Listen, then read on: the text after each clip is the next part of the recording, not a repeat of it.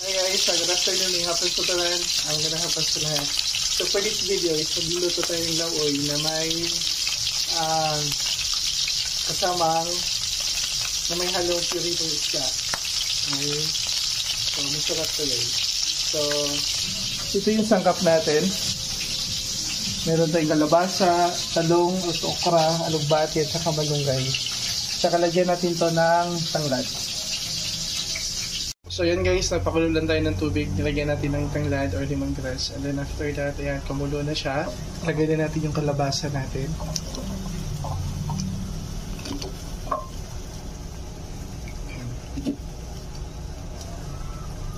Tapos takpan lang.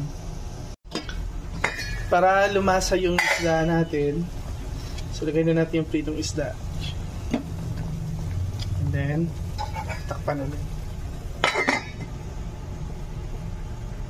So, kasama yung kalabasa, lagyan na natin yung okra at saka talong natin. And then, takpan ulit. Guys, lagyan na natin yung alugbati natin. Tapos, takpan ulit. Yung malunggay natin guys, nilagay na natin siya. Tapos, tinimplahan na rin natin.